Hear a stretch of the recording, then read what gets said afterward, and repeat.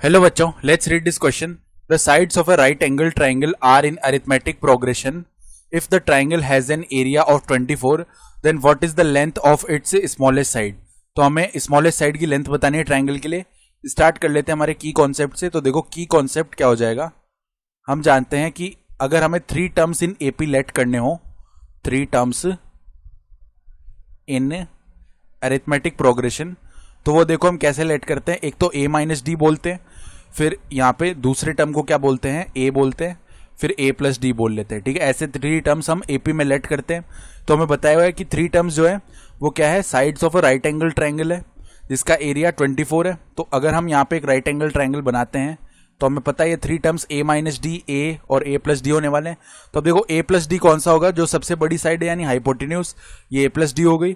फिर यहाँ पे इसको बोल देते हैं हम a माइनस डी और इसको बोल देते हैं a. ठीक है, तो यहाँ पर राइट एंगल ट्राइंगल है तो इसमें पाइथागोरस थ्योरम लगा सकते हैं, यानी a स्क्वायर प्लस में a माइनस डी का स्क्वायर, यानी क्या बोल दिया, परपेंडिकुलर स्क्वायर प्लस में बेस का square is equal to hypotenuse का स्क्वायर यानी a प्लस डी का होल स्क्वायर.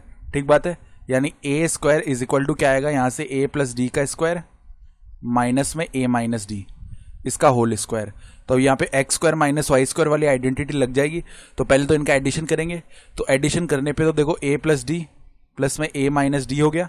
फिर इनका सब्ट्रैक्शन करेंगे तो a plus D minus a और प्लस का d हो जाएगा. ठीक है, यानी a square is equal to क्या आ गया, इधर से देखो a प्लस a यानी कि 2a हो जाएगा, d माइनस डी 0 हो गया, और इधर से d प्लस डी यानी कि 2d हो जाएगा. ठीक है, यानी कि देखो a square is equal to कितना आ जाएगा, 4ad ये बन गया.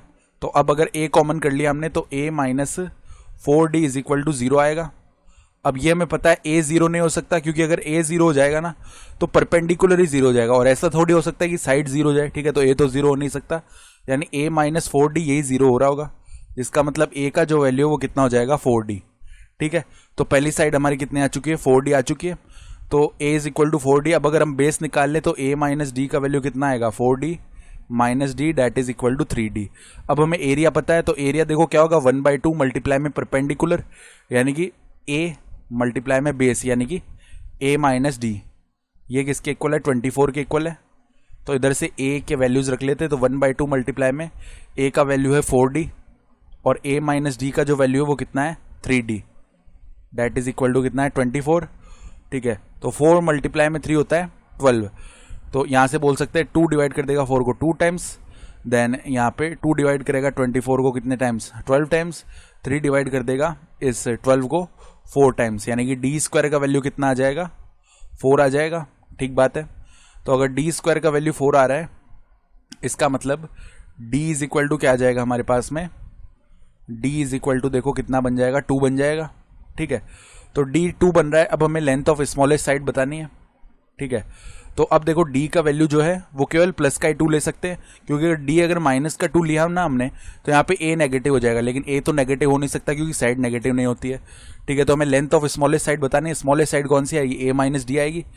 ठीक है, तो यहाँ पे ये d था, तो a माइनस डी का वैल्यू अगर हम लिखेंगे तो देखो a minus D will be equal to 4d minus D that is equal to 3d that is equal to 3 multiply में 2 जिसका वैल्यू 6 आ जाएगा.